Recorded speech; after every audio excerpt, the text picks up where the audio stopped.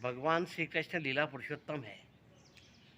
उनकी लीलाओं के पीछे जो भी उद्देश्य छिपे हैं वे जन सामान्य के समझ में नहीं आते हैं, परंतु वो जो भी लीला करते हैं उसके पीछे कारण होते हैं। उनके 16,108 रानियों के बारे में हम पिछले 5-7 दिन से चर्चा कर रहे हैं। अभी तक हमने जो 8 पटरानियाँ उनकी थी उनके बारे में बताया कि उनसे उनके विवाह किस प्रकार हुए, जिसमें रुक्मिणी, दूसरी कालिंदी, सत्यभामा, मित्रवंदा, सत्या, भद्रा, लक्ष्मणा, इस प्रकार से 8 इनकी पटरानियाँ थी। और अब 16,100 जो और रानियाँ थी उनके विवाह की कथा इस प्रकार है कि प्राग ज्योतिषपुर में उस समय में द्वापर के अंदर एक भौमासुर, जिसे नरकासुर भी कहा जाता है और जरासंध भी कहा जाता है, नाम का एक दैत्य हुआ था। वह युवतियों को पकड़ करके कारावास में डाल देता था और उनकी बलि देने के लिए उन्हें इकट्ठे कर रहा था। और 16,100 इस प्रकार से युवतियां उसने कारागार में डाल दी। और उसका आतंक इतना था कि वो इंद्र का सिंहासन भी उसने छीन लिया और सभी को प्रताड़ित परेशान करने लगा। तब इंद्र ने द्वारका में जाकर के भगवान श्री कृष्ण से विनती की कि आप नरकासुर की कैद में 16,100 नव युवतियाँ हैं, उन्हें मुक्त कराइए और उनके आतंक से, उनके पास से सबको राहत दिलाए। तो नरकासुर को यह वरदान था कि वह किसी स्त्री के हाथ से ही मारा जाएगा।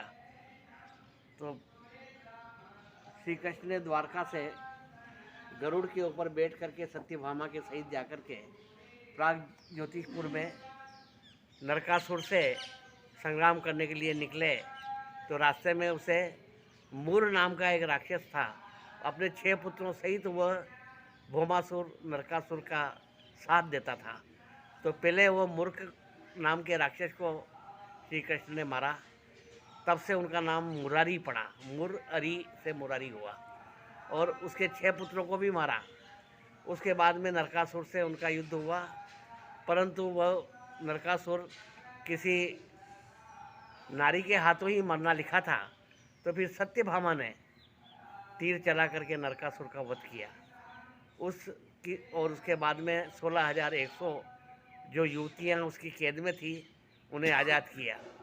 वे युवतियाँ जब वापस अपने अपने घर पहुँची तो उन्हें समाज ने स्वीकार नहीं किया, परिवार ने स्वीकार नहीं किया कि यह इस प्रकार से अपवित्र हो गई है और नरकासुर की कैद में रही है, इसलिए अब हम इन्हें मान्यता नहीं देंगे। तब ये सब युवतियाँ भगवान श्री कृष्ण के पास में गई कि आपने हमें आज़ाद तो करा दिया, परंतु हमें समाज मान्यता नहीं दे रहा है। तो उन्होंने कहा कि मैं तुम्हें अपना नाम देता हूँ और आज से तुम मेरी पत्नियाँ कहलाओगी। और उस प्रकार से 16,100 रानियाँ उनकी हुई। उसकी याद में दिवाली के एक दिन पहले हम नरक चतुर्दशी मनाते हैं। उस दिन ही नरकासुर का वध किया गया था।